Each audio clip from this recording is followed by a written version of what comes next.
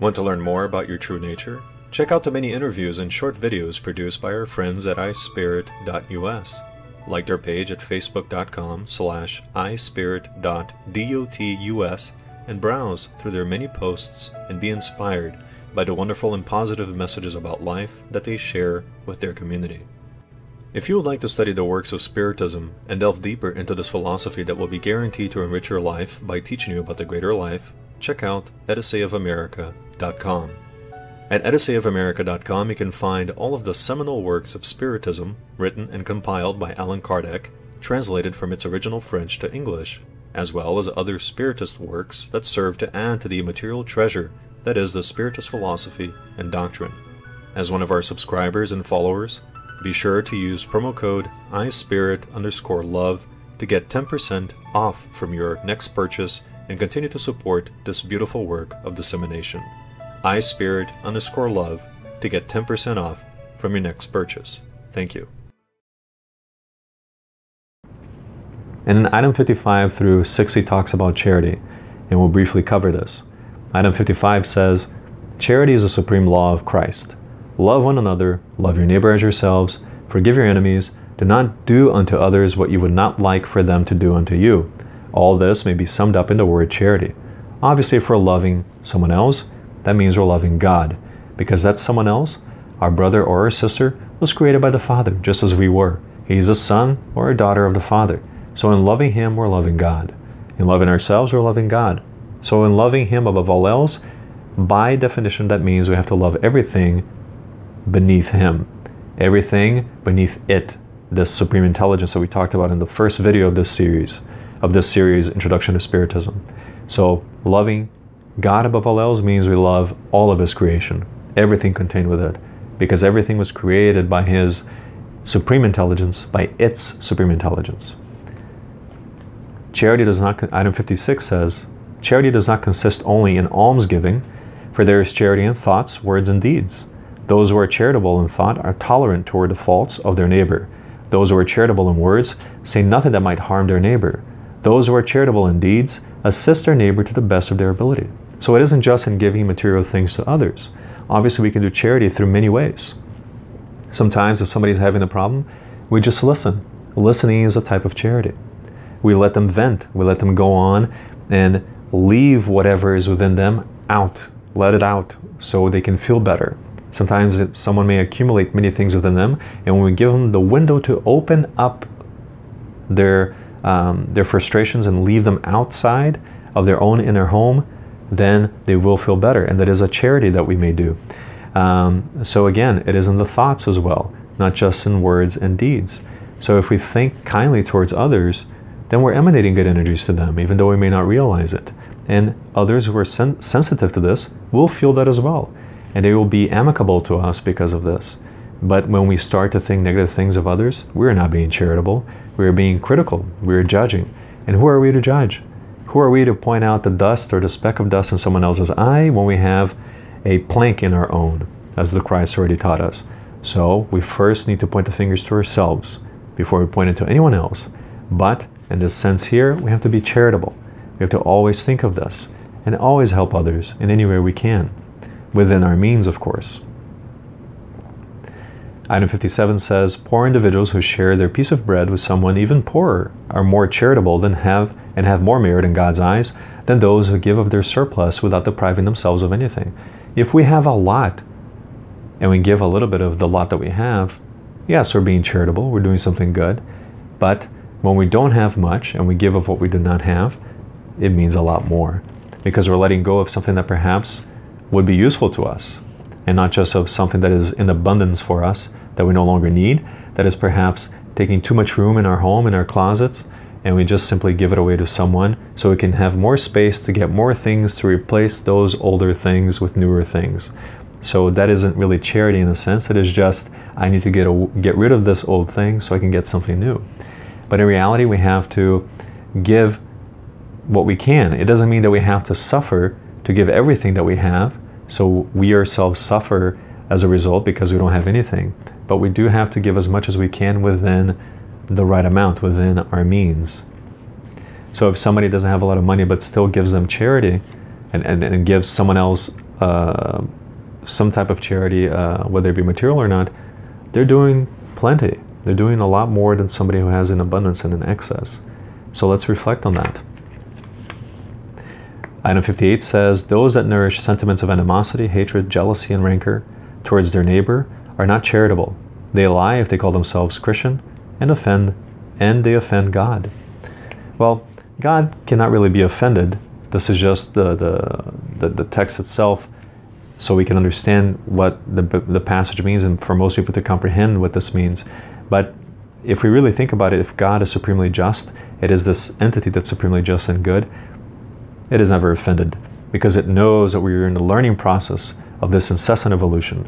So if we err in our ways, God sees the divine seed in us and sees who we will be tomorrow, that we will be another co-creator in this wonderful cosmos, that we will be someday among the ranks of the kind spirits that help us, that guide us in this universe, in this life, in our many lives, and then we will be assisting Him, assisting it, the Supreme Intelligence, in carrying out the right duties and the responsibilities that help to organize this wonderful machine known as the cosmos, as the universe.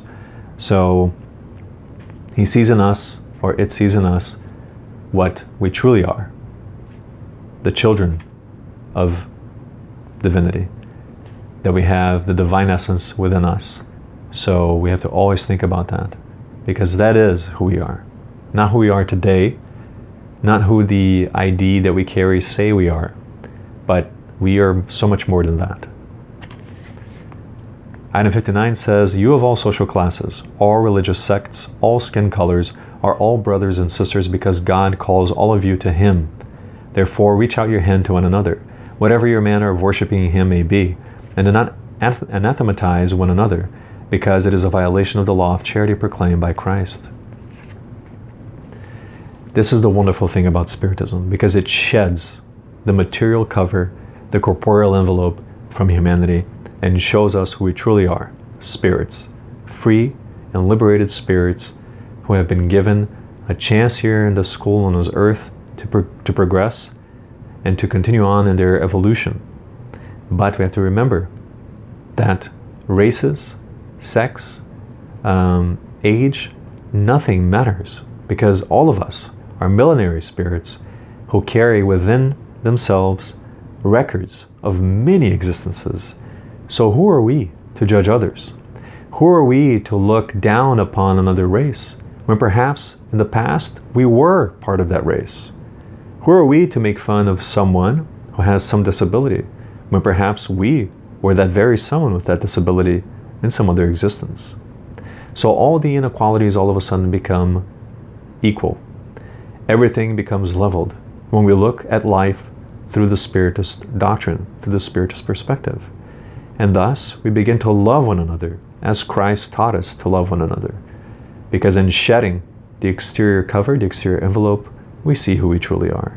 There are no more masks that society may cover us, our true essence, with. There is only the we, the us, the spirit that we truly are.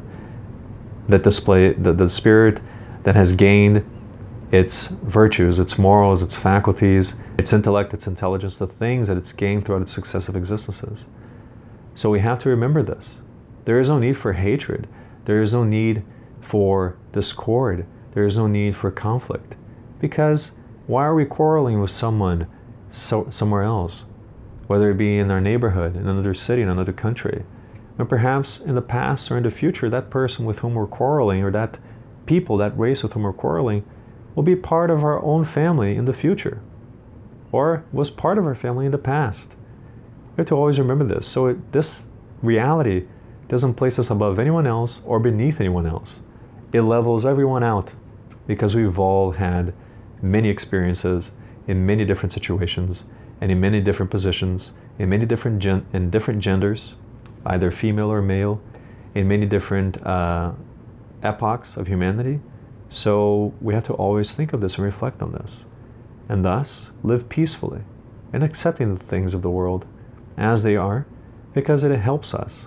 Nothing is done without the approval of divinity. So we have to always remember that and trust, so we can continue forward with our heads held up high in this march of evolution.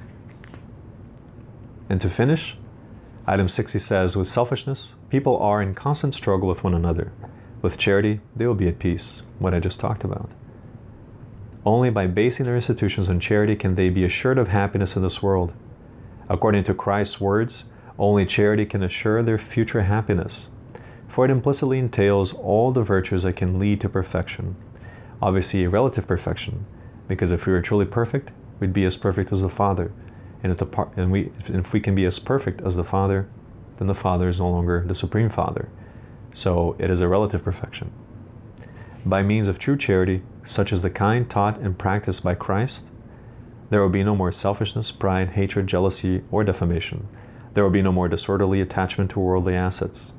This is why Christian Spiritism holds to the maxim, and by Christian it is according to the moral teachings of Christ, not in the religious sense, because Christ established no religion. He established a moral behavior, a cosmic behavior, to stamp our passports in this life through love, so we can leave this station and go on to greater things, following in his footsteps. So this is why Christian Spiritism holds to the maxim, without charity, there is no salvation. And that concludes the chapter. And then at the end of the book, there is a small essay written by Kardec to incentivize us to continue forward, continuing on, studying Spiritism, learning more about it.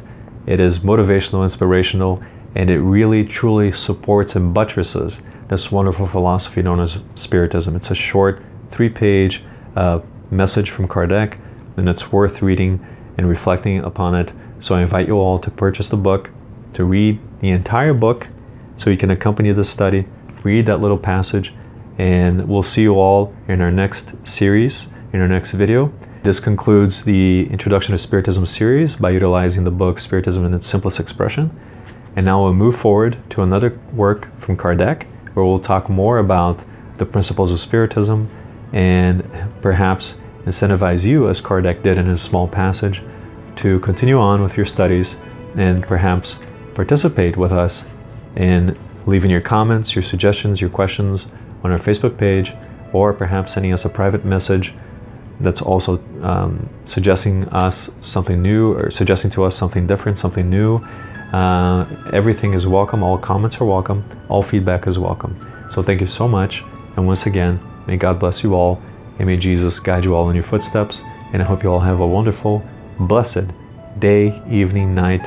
It does not matter. Whatever it is, may it be blessed. Thank you so much, and I'll see you all next time. Thank you.